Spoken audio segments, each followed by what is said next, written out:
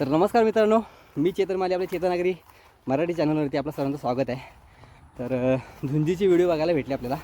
आधीच शूट केली कारण का समोर ते बैल उभे होते, त्याच्यामुळं आपल्याला ते म्हणून मी आधी ते सांगते की झुंज मी आधी शूट केलं आहे आणि त्याच्यानंतरला तुम्हाला हा इंट्रो घेऊन सांगते की झुंजीमध्ये बैल आल्यानंतरला अनेक बैल आल्यानंतर आपण बोलतो ना उन्हाळ्यामध्ये की उन्हाळ्यात गुरांच्या झुंजी झाल्यानंतर काय परिणाम होतात. तर त्याचाही तुम्हाला समजेल की 2-2, 3-3 बैल जेव्हा झुंजीमध्ये येतात तेव्हा एका बैलाला जो चांगला बैल मारणार असतो त्याला इतका मारतात. कधी कधी तो बैल जर पळून गेला नशिबानं तर चांगली गोष्ट आहे, नाही तर मग अडचणीला भेटायला बेकार मारतात. म्हणजे कधी कधी अपघात पण घडतं. तर ह्या झुंजीमध्ये काही असं घडलं नाही, पण थोडीशी झलक बघायला भेटले तर व्हिडिओ पूर्ण बघायला.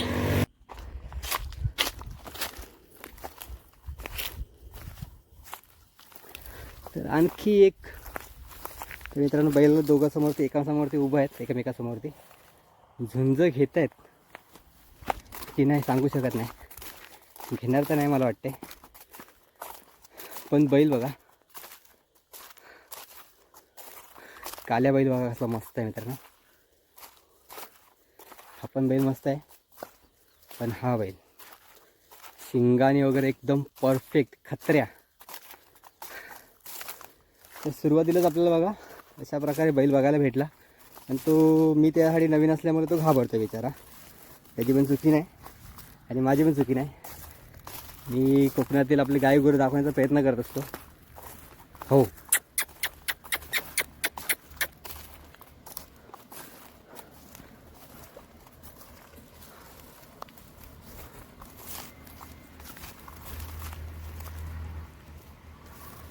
तर मला वाटते तो घेतोय पण हा घेत नाही मित्रांनो.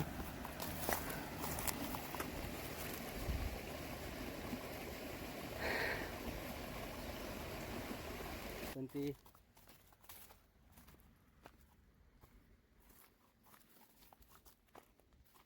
घे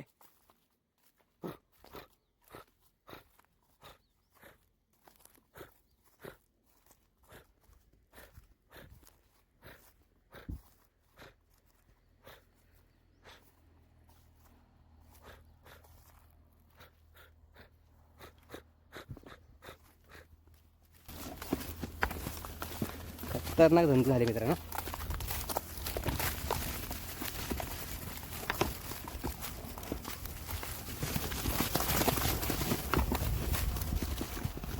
खतरनाक.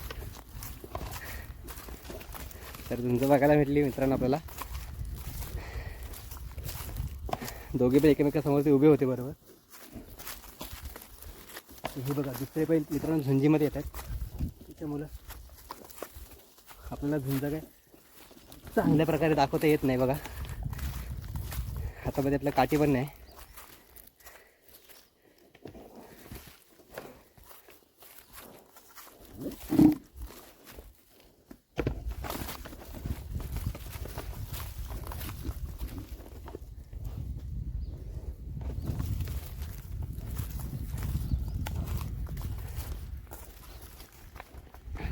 कचरा झुंज झाली मित्रांनो. पहिला घेत नव्हते, तर घेतली तर बघा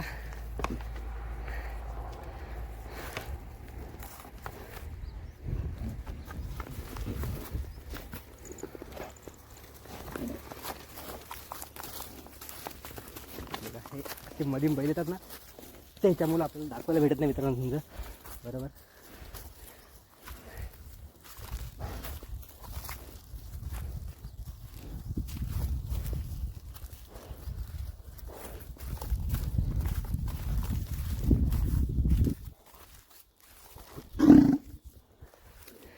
तर झुंज बऱ्यापैकी मस्त झाली होती मित्रांनो. पण हे साले बैल आहेत ना आधीमध्ये येतात पाठीमागून. माझ्या पाठीमागं बैल आहेत, त्याच्यामुळं कदाचित थोडा थोडा कॅमेरा हलत असेल, पण आपला प्रयत्न होता चांगलाच दाखवण्याचा.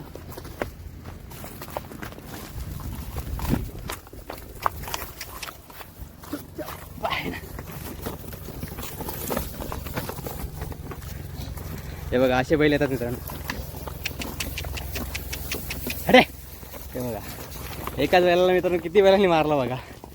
कदाचित तो जिंकला असता, पण असा या कोकणातल्या झुंजींचा म्हणून मी वारंवार सांगतो की बैल तुमचे जर तयार असतील आणि तुम्हाला सोडायचे असतील तर जे बैल झुंज घेणार आहेत ते एकमेकांशी त्यांचे झुंज लावूनच त्यांना पाठवा, नाहीतर मग अशा प्रकारे नुकसान होऊ शकतं. आता बघा 2-2, 3-3 बैल. आता मी इथे होतो म्हणून तरी पण किती टाईम मी त्यांना हे केला, परंतु आपल्याला काय ते शक्य झालं नाही शेवटी एकट्याला. जेव्हा तिसरा बैल आला त्यावेळेस त्यांनी त्याची पाठला घेऊन त्याला गेला.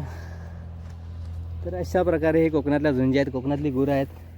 काय लोकांना वाटतं की आपण झुंजी नाही लावायला पाहिजे, पण मित्रांनो जेव्हा उन्हाळ सुटतात गुरं ना त्यावेळेस अशा प्रकारे झुंजी घेतात. त्यामुळं आपण प्रत्येक वेळेस प्रत्येक मालकाला सांगत असतो की झुंज स्वतःहून लावा, जेणेकरून तुमच्या बैलांचं आणि तुमचंही नुकसान होणार नाही. कारण का जोपर्यंत बैल किंवा माणूस असू दे किंवा कुठलाही प्राणी असू दे, प्रत्येक वेळेला सांगतो की तो जोपर्यंत काम करतो आहे, कामाचा आहे, तोपर्यंत त्याची व्हॅल्यू होते.